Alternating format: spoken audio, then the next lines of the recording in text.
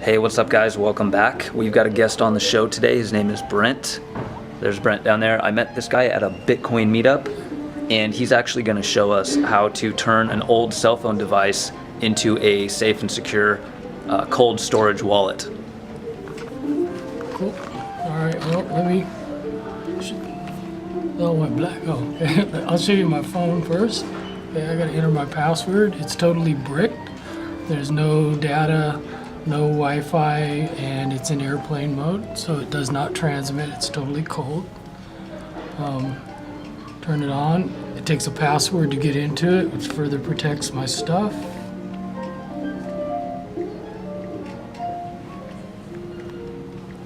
Okay, don't look at my password.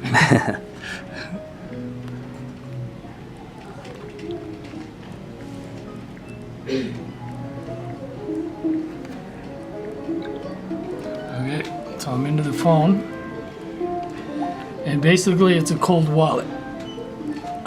What I have, probably should just show you the keys. These are all my keys that I have that I've generated. I generate them offline on the phone, and then once I have all my keys made for all of my stuff, I can click on one, and it has the share QR code right there, which you can share. If you scroll down a little bit, the private one will be right down here on the bottom. And so I have both my keys here on my cold storage on my phone.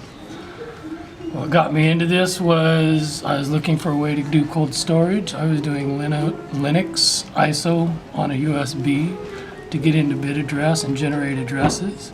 And while I was sitting there at my computer, I was looking at the USB drive in there thinking what I would like it to look like. And it dawned on me I'd like it to look like a phone.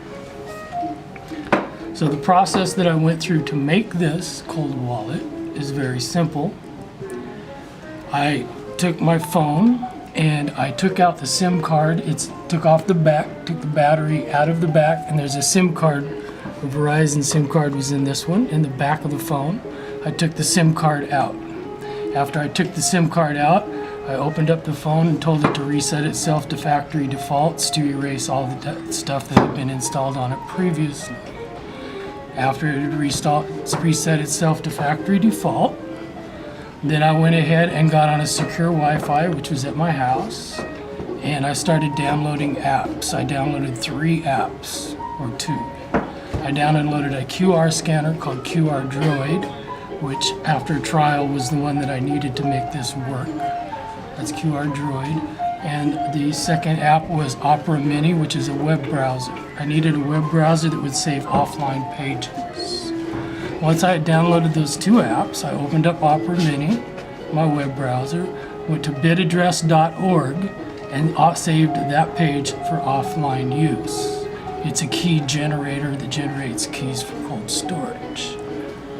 I have a list of some more things here just to make sure I don't forget anything.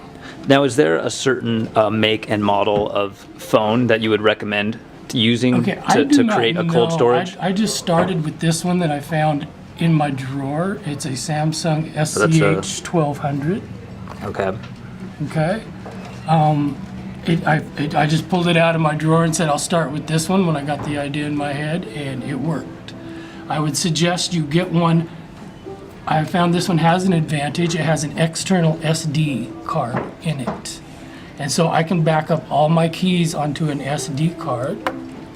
And here I have, these 2 phones are both cold storage. Put that one on home. Both these phones are cold storage. And they both have SD cards, discs that are very small.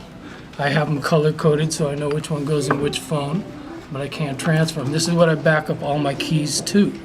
So I have my keys in backup, so if something happens to my phone, I can still access my data. If I break this phone, I can actually take the disk that came out of here, put it in the other phone, and grab my keys. These are so small I can hide them anywhere in my house. I can put them in a picture frame, anywhere, you name it. They're very small, very easily concealed. You can put tape in the bottom side of the drawer. Don't care what you're doing. So if something were to happen to the phone or anything like that, you still have it all backed up on those SD cards right there. I still have it all backed up on the SD cards, yes, so I don't lose it. You could also take these and put them in a printer and print off from the keys. You can make paper copies of your cold storage as well if that's what you wish to do. Going back to where I was, after I installed the programs, saved the web bit address offline, then I went ahead and bricked the phone. I told it to stop transmitting data. Yeah, could you explain a little more like what bricking a phone means and how one could go about doing that? Bricking is basically ruining a phone when you're rooted. I'm using an incorrect term of bricking a phone. I'm making it cold. I go to the switches, I turn Wi-Fi transmission off so it does not transmit Wi-Fi. And I turn off the data so it does not transmit data. And then I put it in airplane mode so that it will not hit cell phone towers and transmit data to cell phone towers, nor will it hit Wi-Fi because Wi-Fi is turned off. So no one could hack into this Bitcoin wallet. The only way they could get it is to literally steal your phone and the SD card. Yeah, and they would, or the SD card, and if they got the phone, they would have to know the password to actually get into it. And if I knew the phone was missing, by the time that they broke into the password on the phone, I would have ran home and grabbed my SD card, put it in my other phone, and transmitted and removed all the funds off the keys that were on that phone. Unlike paper, where if they get a hold of paper, they can immediately scan it and bring it over. It's going to take them a little while to break the password on the phone to get into it. I do not keep the SD cards in the phone. They're only for backup purposes. So if I'm going somewhere to trade somebody Bitcoins or to make a transaction, and I get there and I find out I've lost my phone, I can go home, get my card, and get the data off before anybody else can access it. So it does have that's one of the advantages. All right, good stuff, man. So, okay, after you brick the phone, which that's an incorrect term, after you make it so it does not transmit data, there's a few things you have to know. To get on the Play Store and download apps, you need a Google account, which the phone will ask for while you're doing this process. When you're done with it and you stop transmitting data, delete your Google account off the phone. Because I found out even with all of the Wi-Fi off and in airplane mode, your Google account will access the Wi-Fi and turn it back on. So make sure you delete the Google account. And not on the Google account, but your Wi-Fi that's at whatever secure Wi-Fi you use to get on, you get in your Wi-Fi settings and tell it to forget that password in that Wi-Fi, and it will do that. At least these phones do that.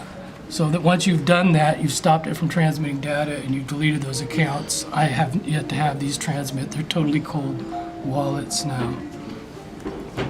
Now, in order to use this, I have found there are some programs like Bither and other ones which you can put on the phone which will cold wallet it. But this one seems to have some perks to it that they don't have. Bither, you have to have Bither on your phone and on the cold wallet so that they're proprietary and you're using it back and forth. Best of my knowledge, I may be wrong. And there's some other ones. The nice thing about this is I can generate my own addresses. With bit address, not only can I generate my addresses, if I get paranoid that maybe I copied them down row, I can take them and use the bit address offline to check the private key because it's not transmitting anywhere, it's still on the phone. And it will check and it'll match it with the public key and it'll show me that it actually exists and is working. So if I want to transfer funds to this or make a transaction with someone else somewhere, I have on my personal phone, I use several different things. I have Coinbase. So I take the Coinbase account and I take money from my bank account, and you can do it any other way if you want to do more anonymous ATMs or whatever. But then I take I use a bank to buy Bitcoins and I put them on here. Once you move the money around enough, it's become anonymous anyway. So then I'll take this and I'll just tell it to send. I will actually use the QR off of this. I can actually take my Bitcoin phone and use the scanner and scan the QR on this which it will do, and I can do that and use that to transfer the coins onto my cold wallet. So it's using line of sight as an air gap, and that's how I'm putting it on to the cold wallet, same as you do with the paper wallet. When I want to get them off, I scroll up to my private key and I can move it around. I've actually tested this when I very first started doing it, and I took it, put money onto the cold wallet, checked to make sure it was there, then took, with Coinbase, put it on, and then went up to the private key and took the money off and put it onto my Mycelium wallet with my phone. So it works so I'm not stuck using one application trying to get it will work cross through the QR code with many, many programs. It's very simple and it works, and it has been tested thoroughly. Another thing that you can do on your phone is you can get a Bitcoin balance app, which is this, and you simply click on the camera up here. I deleted something off there. But and you take it and you scan all of your share codes, the non-private keys, and this will. So no longer do I even need to use this wallet. I have all my balances that are on these wallets are right here on my phone, and at any time that I want to check the balances, I can do that from my regular phone. So that's about it. These are both cold wallets, so they have a total air gap. They have backup, which I can back up, and basically this one was free. I found it in my drawer. This is about a week later. I saw this phone. It was $14, and I bought my second one for $14. So the total cost, this one that I bought for $14 actually had an SD card in it. So where else could someone learn a little bit more about the steps to doing what you did with these cold storage old cell phone devices? Right after I had done it, I started looking around to see how many people had actually thought of this.